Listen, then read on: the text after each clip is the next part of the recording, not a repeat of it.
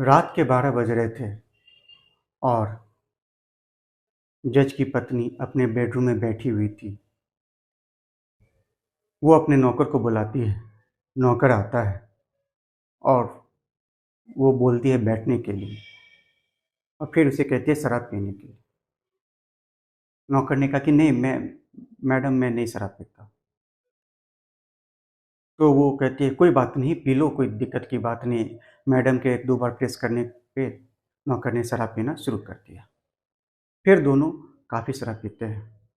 तब उसकी मैडम बोलती है, मुझे तुमसे एक बात कहनी है। कहता है क्या?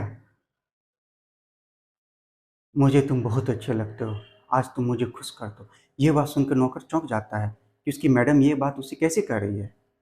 लेकिन फिर नौकर मन में सोचता है, अरे मालकिन है, इन्हें खुश अगर कर दिया तो ये मुझे खुश कर देंगे। तब जज की पत्नी कहती है क्या सोच रहे हो, आज तुम मुझे खुश कर दो। नौकर ने कहा ठीक है। तब नौकर ने अपने मैडम के सारे एक एक करके सारे कपड़े उतार दिए, फिर अपने भी सारे कपड़े उतार लिए और उसके बाद दोनों एकदम मदहोश हो जाते हैं। शराब पी लिया था दोनों ने, उसके बाद दोनों एकदम मदहोश हो जाते हैं। खूब बेरहमी के साथ दोनों एक दूसरे के साथ शारीरिक संबंध बनाते हैं। इस तरह से वो नौकर अपनी मालकिन के साथ शारीरिक संबंध बनाता है कि उसकी चीखें निकल जाती है। भर रात वो सेक्स करता है, उसके साथ शारीरिक संबंध बन रहा है। 3 से 4 बार दोनों की कम से कम शारीरिक संबंध बनता है। और जब उसकी मालकिन की चीखें निकल जाती हैं, वो संतुष्ट हो जाती है, तब उसके हाथ में वो 50,000 रुपये देती है। आखिर क्या वजह रही होगी कि एक शादीशुदा जज की पत्नी, एक ओहदे पर बैठा हुआ जज की पत्नी अपने नौकर के साथ शारीरिक संबंध बनाती है? ऐसा क्या वजह वजह रहा होगा? तो चलिए आगे हम कहानी में सुनेंगे और इसके बारे में सारी जानकारी सुनेंगे। इसके बारे में आप सारी जानकारी सुनेंगे, ये पूरी कहानी सुन के आपके होश उड़ जाएंगे। सो कब थोड़ा भी आप कहानी को स्किप ना करें और कहानी को पूरी तरह देखें। चलिए सबसे पहले वही रिक्वेस्ट कि चैनल पर नए आए हैं तो सब्सक्राइब, लाइक और शेयर कर लीजिए।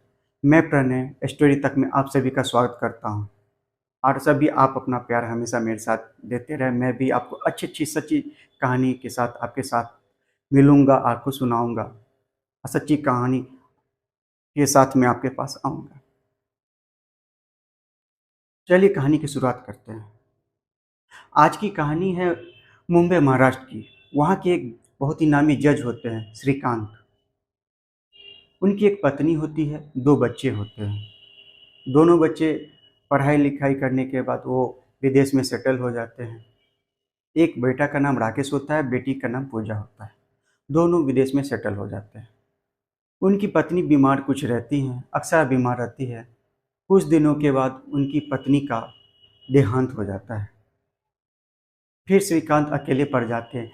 वो जज के साथ उनके पास एक बड़ा एम्पायर बिजनेस का भी होता है, जो उन्हें वो दोनों को ही संभालते हैं। वो अकेले इंसान दोनों को संभालते हैं और अब उनके पास कोई रहता भी साथ में नहीं है जो जिसके साथ वो 2 पल की बातें कर पाएँ। वो बहुत ही दुखी रहते हैं कि पैसा तो है, सब कुछ है, सुख सुविधा सब कुछ है, लेकिन कोई मेरे साथ कोई 2 पल उनके साथ बात करने वाला नहीं होता। अचानक से एक बार क्या होती है कि उनकी जो उम्र होती है लगभग तकरीबन 50 साल के अप्रॉक्स होती है, 48 से 50 साल की होती है। उसके पास की ही एक महिला होती है जिसका नाम कविता होता है। उसके भी पति की डेथ हो जाती है 4 साल पहले। वो भी अकेली होती है, उसके कोई बच्चे नहीं होते। वो जब जज को पता चलता है कि पास की महिला है, वो भी अकेली है और वो भी चाह रहे थे कि कोई किसी के साथ शादी कर लें, तो उन्होंने किसी के द्वारा अपना प्रस्ताव भेजा कि वो शादी करना चाहते हैं। तो वो महिला तैयार हो गई। फिर उन दोनों की कोर्ट मैरिज शादी हो जाती है। फिर उन दोनों की जब सुहागरात होती है तो जज साहब श्रीकांत जो थे, उसने अपनी पत्नी के साथ 2-3 बार शारीरिक संबंध बनाए भर रात में, खूब अच्छे से बनाए।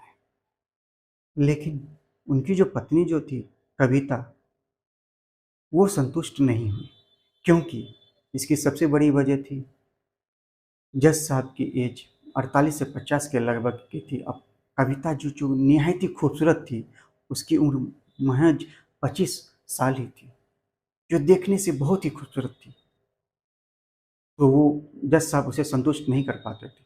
इसी तरह दिन बीतता गया और इसी तरह कविता और जज साहब साथ में रहते थे, संबंध बनता था, लेकिन कविता संतुष्ट नहीं होती है।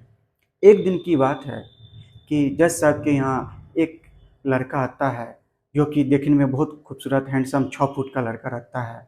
उनके घर पे आता है जॉब के लिए। कविता उसे देख के मन ही मन गुदगुदाने लगती है कि जिस तरह के लड़के की उसकी चाह थी, कामना थी, वो तो यही लड़का है। तो कविता ने श्रीकांत को कह के उस लड़के को जॉब पे रख लिया और उसे अपने घर पे ही जॉब पे रख लिया, और जब भी जो भी काम होता उसे कहती। लड़का भी खुश था। लड़का बहुत ही ईमानदार और सुशील टाइप का लड़का था, बहुत ही अच्छा लड़का था। वो जब भी उनके कविता कुछ काम कहती या जैसा कुछ काम करते फौरन कर देता और सही से ढंग से करता था। जज साहब और उनकी पत्नी बहुत खुश थे। एक दिन क्या होता है कि जज साहब जो श्रीकांत थे, उन्हें एक सप्ताह के लिए बाहर जाना होता है। तो इस बीच जो है श्रीकांत तो बाहर गए हुए थे, उनकी पत्नी कविता और उनका नौकर घर पे ही होते हैं। तो कविता जो होती है, रात में खाना वाना खाने के बाद अपने बेडरूम में लेटी होती है और शराब पी रही होती है, और अपने नौकर जिसका नाम विजय होता है उसे बुलाती है और कहती है शराब पियोगे? तो नौकर ने कहा नहीं मैम, मैं नहीं पीता।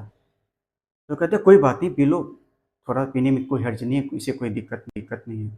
तो मालकिन के कहने के अपना पेश करने पे वो भी शराब पीने लगता है। और उसके बाद उसकी मैडम कहती है आज तुम मुझे खुश करो, आज कोई भी नहीं है, साहब भी नहीं है, आज तुम मुझे खुश करो।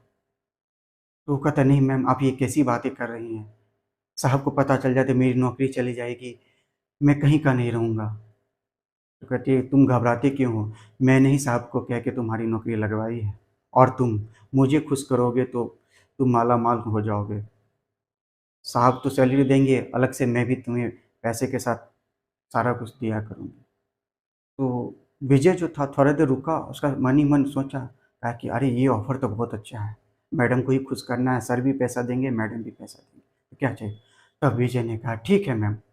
फिर दोनों ने शराब पी। उसके बाद जो है विजय ने जज की पत्नी कविता की एक एक करके सारे कपड़े उतार दिए। उसके बाद जो जब कविता को वो देखता है तो वो देखता ही रह जाता है, काहे कि कविता इतनी निहायत खूबसूरत थी कि जिसको देख के वो होश उसका उड़ जाता है। उसके बाद वो भी अपने सारा कपड़े खोल देता है। उसके बाद दोनों जिस्मानी के सारे हद पार कर देते हैं। दोनों बेरहमी के साथ एक दूसरे के साथ संबंध बनाते हैं, जिससे कविता की चीख निकल जाती है, वो जोर से चिल्लाने लगती है। लेकिन कविता को बहुत मज़ा आता है, भर रात दोनों का सेक्स चलता है।